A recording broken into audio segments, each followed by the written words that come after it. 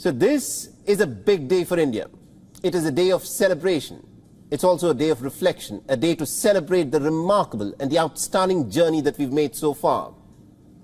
And this is also a day for us to, in fact, both look back and also look into the future for what lies ahead.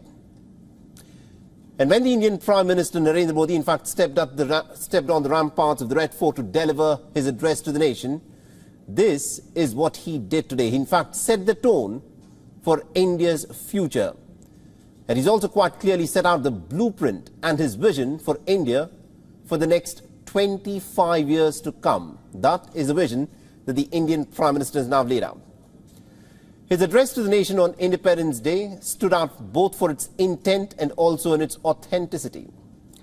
You see, the Independence Day is an occasion which most leaders usually use to recount their successes. They announce new schemes. They even try and score political points in their Independence Day address. The Indian Prime Minister today did all of this, but at the same time he also laid out a roadmap, a vision for India, which has been now independent for 76 years old. And he clearly laid out the direction that India will choose for itself. The goals that India has now set for itself and how India intends to achieve them and how Narendra Modi wants to direct India to proceed from here to achieve these goals. Now, these are some of the big takeaways from the Prime Minister's speech early today. In the next few minutes, we'll be deconstructing the message behind each of his statements. I'll also show you as to how Indians, both within the country and also abroad, celebrated this momentous occasion. To start with, this was Prime Minister Narendra Modi's 10th speech from the Red Fort. It wasn't his longest. That was in 2016 when he had spoken for 94 minutes. Today, his speech lasted for a solid 90 minutes. He started speaking at 7:34 a.m. and concluded his speech at 9:03 a.m. So what did the Indian Prime Minister talk about? Let's get you the key highlights. Now, the Prime Minister spoke about the violence in Manipur, a North Indian state which has been convulsed by horrific ethnic violence. He has given assurances that both the state and the central government are working in tandem to ensure that peace prevails in Manipur. He said that all of India stands with the people of Manipur. Listen in to what he had to say. North east में, विशेषकर मणिपुर में और हिंदुस्तान के भी अन्य कुछ भागों में, लेकिन विशेषकर मणिपुर जो हिंसा का दौर चला, कई लोगों को अपना जीवन खोना पड़ा, मां बेटियों के सम्मान के साथ खिलवाड़ हुआ, लेकिन कुछ दिनों से लगातार शांति की खबरें आ रही हैं। देश मणिपुर के लोगों के साथ है। Now, the Indian Prime Minister also shared his thoughts on how India will progress from here on. He spoke at length about the ways through which India can in fact realize its dreams. He said that the power of 3Ds will make India simply unstoppable. So what are these 3Ds? This is what the Indian Prime Minister reiterated. He said that 3Ds, in fact, are demography, democracy, and diversity. This is what he stressed on, diversity. He called these three a trinity that will fulfill every dream of every Indian. आज हमारे पास demography है, आज हमारे पास democracy है, आज हमारे पास diversity है। Demography, democracy और डाइवर्सिटी की ये त्रिवेणी भारत के हर सपने को साकार करने का सामर्थ्य है। आज पूरे विश्व में The Prime Minister Narendra Modi also spoke extensively about Amrit Kal. Now, this is a term that is derived from Vedic astrology. Amrit Kal refers to a crucial period when the gates of greatness are open. This is regarded as the most fortunate time to regain and to begin any new work. The Prime Minister said that every Indian is in fact fortunate that he is living in the period of Amrit Kal of independence. He also said that the decisions that are taken now in this period will pave the way for the next 1,000 years. Listen in. मैं 1000 साल पहले की बात इसलिए कह रहा हूं, मैं देख रहा हूं फिर एक बार देश के सामने एक मौका आया। इस ऐसे कालखंड में हम जी रहे हैं, ऐसे कालखंड में हमने प्रवेश किया है और ये हमारा सौभाग्य है कि भारत के ऐसे अमृत काल में, ये अमृत काल का पहला वर्ष है। या तो हम जवानी में जी रहे हैं या हम मां भारती की गोद में जन्म ले चुके हैं। And it wasn't just long-term goals. The Indian Prime Minister also spoke about certain immediate short-term goals as well. He said that by 2047, when India will celebrate 100 years of its independence, it would have become a developed nation.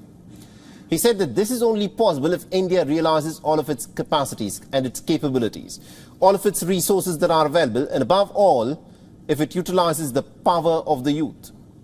He added that the next 5 years are going to be a golden opportunity for realizing this tremendous dream. जब देश आजादी के 100 साल मनाएगा, उस समय दुनिया में भारत का तिरंगा झंडा, विकसित भारत का तिरंगा झंडा होना चाहिए।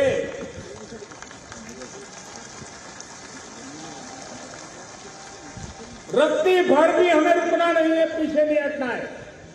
और इसके लिए सुचिता, पारदर्शिता और निष्पक्षता, ये पहली मजबूती की जरूरत है। The Prime Minister also spoke about women's empowerment. He paid his tribute to the working women of India from villages to the cities, the women who are in fact taking an active part in India's growth story. They are, he said, India's own story. His vision is to have more than 2 crore women in Indian villages who earn in lakhs. Listen in to the vision that the Indian Prime Minister has for the women of India. Women self-help क्यों हो? मेरी 2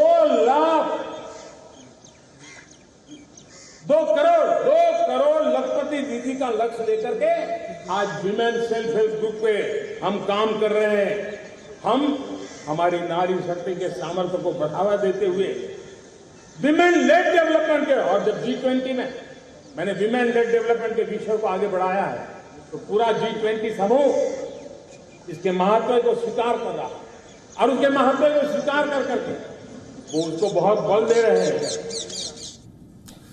For 2 long centuries, India had been colonized by the British.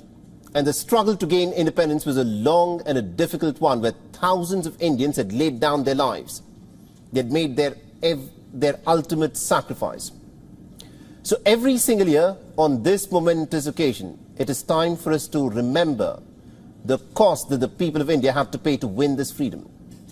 And every single year, this day is celebrated with tremendous fervor across the length and breadth of the nation. So let's take a look at some of the most outstanding celebrations for Independence Day from across India. And let's start from the state of Tamil Nadu, where the Indian Coast Guard members displayed their patriotic fervor by holding and saluting the national flag underwater. The event, in fact, took place near Rameshwaram. A video capturing this momentous act has gone viral online. The Indian tricolour was also hoisted on board the Indian naval warship INS Sahyadri and INS Kolkata at Sydney. The ships, remember, are in Australia to participate in the Malabar 2023 exercises that will continue until the 21st of August. In Shanghai, India's Consul General N. Nandakumar hoisted the tricolour, the Consulate General of India, in the eastern Chinese metropolis. He also read out President Draupadi Murmu's address to the nation.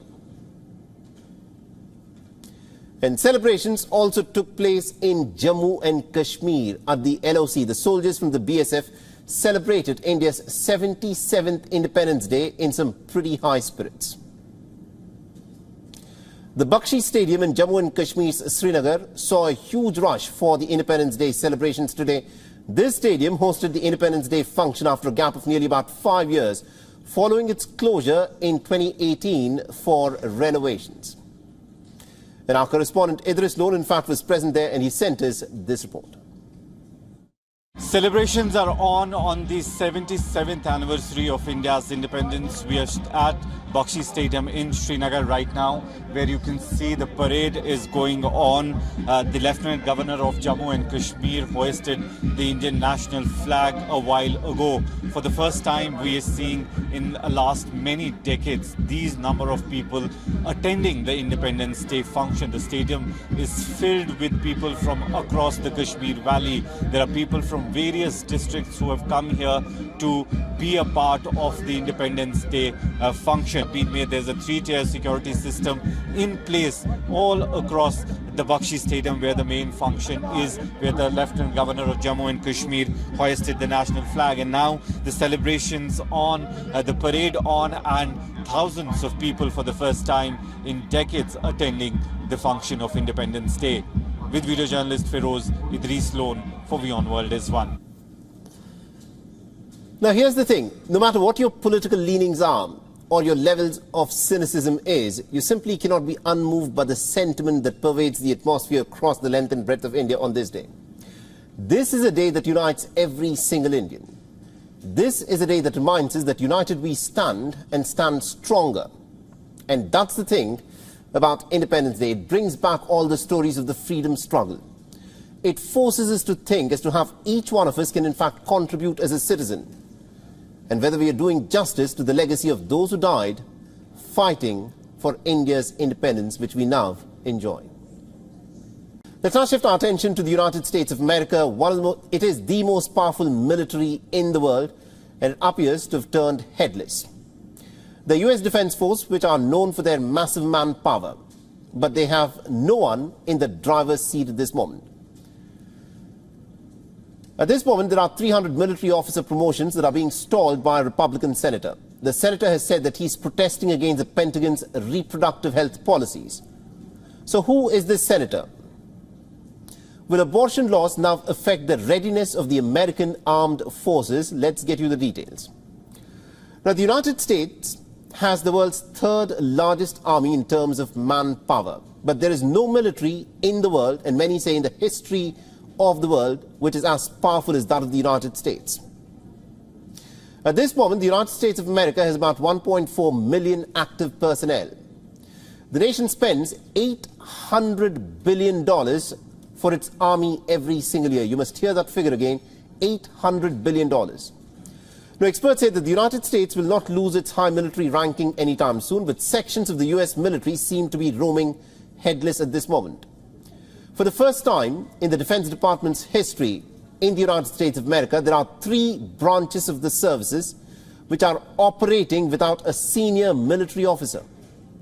They include the Army, the Navy, and also the Marine Corps.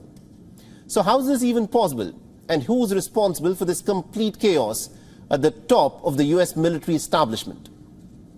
The man in question is Tommy Tuberville. Now, Tommy Tuberville is a Republican senator, and he said that he's protesting against the Pentagon's reproductive health policies. Tuberville even launched a campaign against the new abortion policy and Pentagon's policy, which was enacted after the reversal of the Roe versus Wade judgment, which covers the traveling cost for their service members or their spouses if they need to leave their state to access safe, medically assisted abortion. Now, Tuberville has single-handedly stalled the top positions because of the floor vote system in the United States. You see, the Senate generally confirms nominees by a unanimous consent, but a single senator's objection forces a floor vote. Now, Tuberville has objected to over 300 high-level nominations, and officials say that the task of approving the nominations via floor vote could in fact take several months if that is the path that is taken. Now, the US Defense Secretary Lloyd Austin has called Tuberville's actions as simply unprecedented, unnecessary, and totally unsafe. Now, President Joe Biden has said that this will affect the military's morale, its readiness, its leadership, and also the security of the United States of America. Listen. Tens of thousands of America's daughters and sons are deployed around the world tonight, keeping us safe from immense national security challenges. But the senator from Alabama is not. For the first time in more than 100 years, we don't have a sitting confirmed commandant of the Marine Corps. By the fall, we may not have a chairman of the Joint Chiefs of Staff. We may not have a military leaders for our Army and Navy either. This partisan freeze is already harming military readiness, security leadership, and troop morale. Freezing pay, freezing people in place. The Pentagon is now warning of a potential national security crisis. It has said that Tuberville's actions will not allow the right leaders to take their positions at the right time in the U.S. military. The Defense Secretary has said that the low-ranking officers may be assigned to lead organizations and that 3- and 4-star officers will not be allowed to leave their roles. Although the new measures should work to stabilize the situation, Defense Secretary Lloyd Austin has said, and I quote him here, "These steps will not end or offset the risk to our readiness or our global leadership position, nor will they resolve the uncertainty and the stress inflicted upon our general and flag officers and their families or alleviate the worries rippling further down our ranks." On the other hand, Tommy Tuberville has said that his protest is not affecting those who actually fight. It only affects those in the top positions. But the question is this: what is a ship without a captain? The Pentagon has defended its abortion policy. It has said that the policy provides service members to get reproductive care when they need it, a service which is no longer available to them in some specific states after the Roe v. Wade judgment was overturned by the Supreme Court. Tuberville has left hundreds of high-level positions powerless. It's been a year since the reversal of the Roe v. Wade judgment, but the anti-abortion law, which President Biden has called as a tragic error, continues to remain in the spotlight. The protest by Tuberville has left the U.S. Army, the Navy and the Marine Corps without a leader. And the question is this: how much worse will it make the state of affairs in the United States of America, where women at this point of time are struggling to access safe, medically assisted abortion, and it's not even a right for them? The U.S. state of Philadelphia has nabbed what it calls an aspiring terrorist. The Philadelphia officials have arrested a 17-year-old supporter of Islamic extremists, and reports say that this teenager allegedly had been radicalized online. The 17-year-old juvenile now faces charges of possessing weapons of mass destruction. This is one of the charges that's been leveled. But officials say that the case can't go to the federal court due to the suspect's age. But the question is this: has the police just scratched the tip of an iceberg? Are there terror groups that are now beginning to target American children? Let's get you the details. Now, the officials are calling this teenager as an aspiring terrorist. The U.S. authorities have not put out any details to identify this underage suspect, but they've specified that the underage suspect hails from a Muslim family.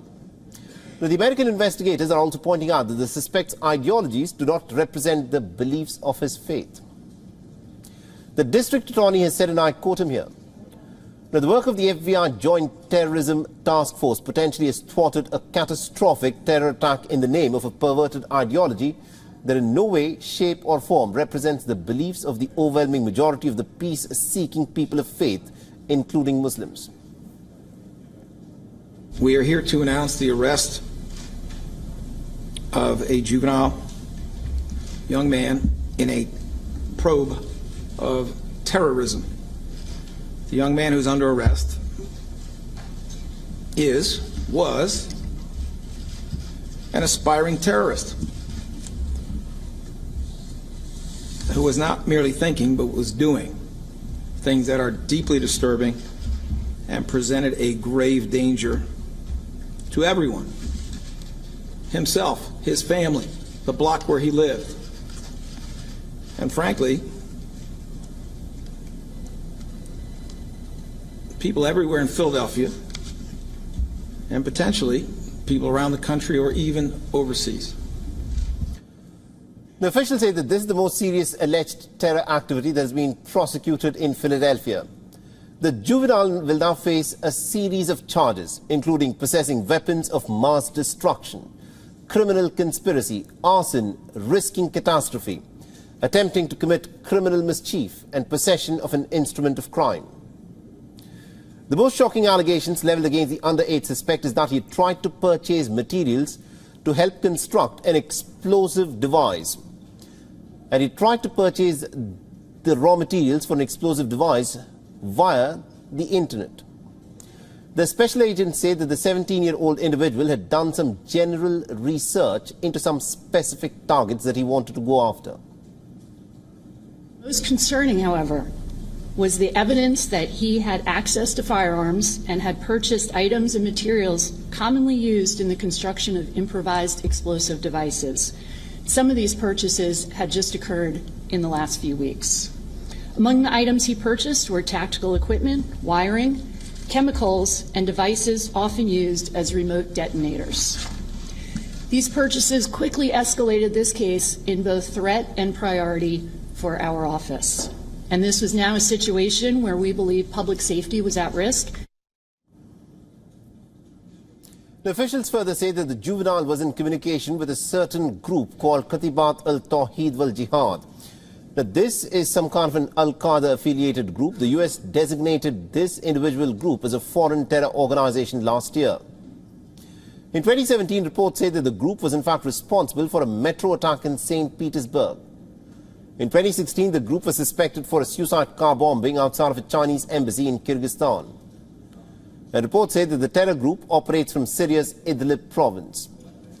Now, the FBI has further said that the team purchased bomb-making materials and was being guided from the KTJ on how to make improvised explosives. The US Customs and Border Protection has said that 14 international shipments of military gear were delivered to the teen's address. Law officials further say that they will attempt to try the juvenile as an adult, but this is going to be difficult because the suspect is quite clearly under the age of 18. Now, this was a scene that was straight out of a heist movie, and it happened in the home of Hollywood.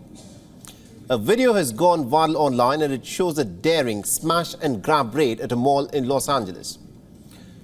A mob of over 50 crooks with their faces hidden behind masks descended upon a luxury goods shop inside of a mall. The target? High-end merchandise worth tens of thousands of dollars that lay within the walls of the Canoga Park North String. Now, dressed in complete dark attire, a group of nearly about 50 individuals looted and pillaged through the shop, stealing all the bags and the clothes that they could get their hands on. And estimates say that they made away with goods worth anywhere from $100,000 to perhaps $300,000. The footage from the scene that has now gone viral shows the complete chaos. Believe it or not, this is what happened inside of a mall when these 50 mobsters descended onto this mall. They darted between aisles and also smashed the glass display and witnesses said that the thieves violently snatched valuable goods. They toppled the display racks and store shelves.